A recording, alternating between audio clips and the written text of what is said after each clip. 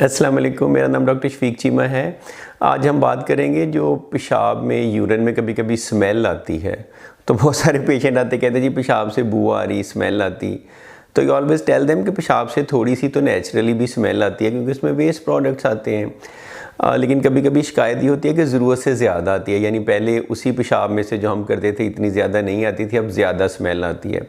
तो जो smelling urine है या यूरिन का ऑर्डर जो है वो डिफरेंट होना नॉर्मल से, उसकी क्या क्या वजूहात हो सकती हैं, उसकी क्या क्या वजह हो सकती हैं।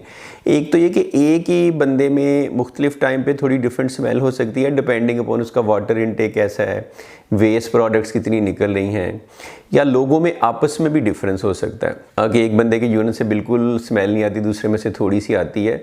तो थोड़ी सी स्मेल लाना तो आपको पता है कि वैसे ही जो एक्सक्रीशंस होती हैं उनमें से नॉर्मल है। अगर आप हेल्दी हैं, सेहतमंद हैं, कोई मसला नहीं है, पानी आप ठीक पी रहे हैं, तो एक माइल्ड सी एक ऑर्डर होता है, वो दैट इज़ कंसीडर्ड नॉर्मल। अब हम बात करेंगे कि एब नॉर्मल स्मेल के, ज़रूरत से ज़्यादा बू का आना पेशाब में से, आम हालत से ज़्यादा का, उसकी क्या क्या वजह हो सकती हैं।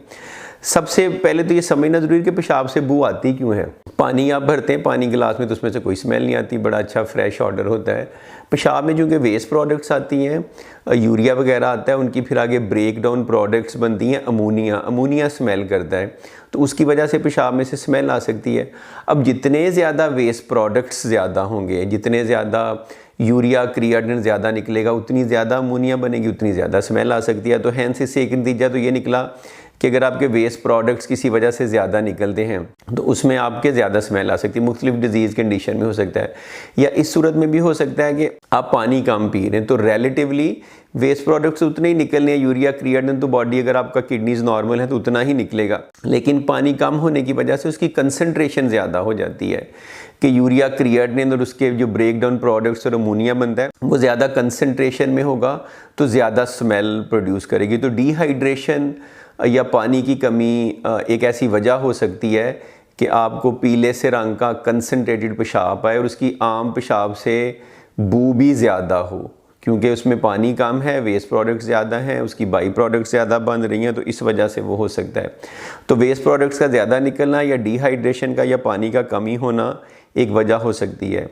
तो इसका इलाज तो ये हो सकता है कि आप पानी ज़्यादा पिएं। अगर आप 2-2.5 लीटर पानी पीते हैं, पेशाब आपको क्लियर आता है, नॉर्मल कलर का आता है, तो आपको स्मेल भी नहीं आएगी। दूसरी वजह ये हो सकती है मुख्तलिफ तरह के यूरिन के इन्फेक्शन, जिसमें यीस्ट इन्फेक्शन हो सकते हैं, शायद सेक्शुअली ट्रांसमिटेड डिजीज़ हो सकती हैं, या यूरिनरी ट्रैक्ट इन्फेक्शन हो सकता है। उसमें डिफरेंट तरह के बैक्टीरिया डिफरेंट तरह की स्मेल दे सकते हैं।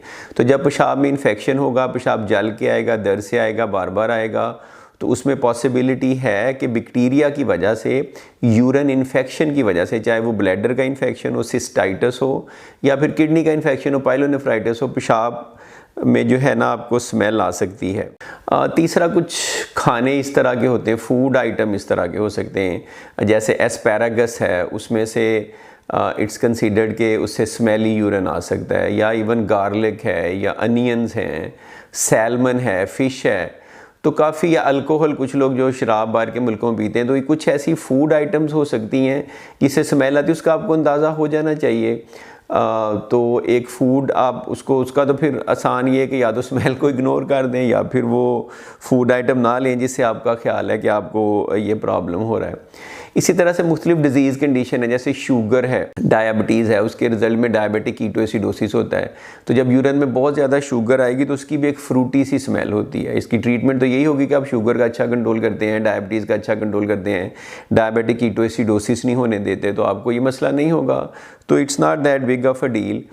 कुछ और डिजीज़ कंडीशन है, जैसे कुछ डिजीज़ है उनमें टिपिकल यूरिन की स्मेल आती है। जैसे एक तो मैंने शुगर का बताया कि डायबिटिक कीटोएसिडोसिस है, इसी तरह फिनाइल कीटोन यूरिया है, मेपल सिरप डिजीज़ है। तो बहुत सारी ऐसी जेनेटिक डिसऑर्डर्स भी हैं जिसमें यूरिन का ऑर्डर वो चेंज हो जाता है, लेकिन वो रेयर हैं, वो बहुत कम हैं, वो इतने कॉमन नहीं हैं, तो उसको आप इग्नोर कर सकते हैं। इस तरह से कुछ मेडिसिन ऐसी हो सकती हैं, दवाइयाँ, वाइटामिन्स, जिनका अपना एक ऑर्डर या स्मेल हो, तो वो जब यूरिन से एक्सक्रीट होंगी तो उसमें आपको स्मेल आ सकती है। लेकिन बड़ी बड़ी यही हैं जो दो, अगर आप मुझसे सबसे बड़ी पूछे मेन, तो उसमें अगर आपको एक्सेसिवली स्मेल आती है, पहले पेशाब से उतनी स्मेल नहीं आती थी, अब वो ज़्यादा आनी शुरू हो गई है, तो dehydration could be one thing, concentrated urine with more waste products would cause more smell and odour, और दूसरा फिर यूरिनरी ट्रैक्ट इन्फेक्शन। तो नॉर्मली थोड़ी सी स्मेल मैंने बताया आ सकती है, उसको इग्नोर करें, लेकिन अगर ज़रूरत से ज़्यादा बू आ रही है तो chronic kidney disease, urinary tract infection, dehydration, इस तरह की सारी कंडीशन ज़हन में आनी चाहिए। तो ये बड़ा कॉमनली आस्क्ड क्वेश्चन है, तो I thought I should answer it in detail ताकि आप सबको थोड़ा क्लियर हो जाए। Thank you.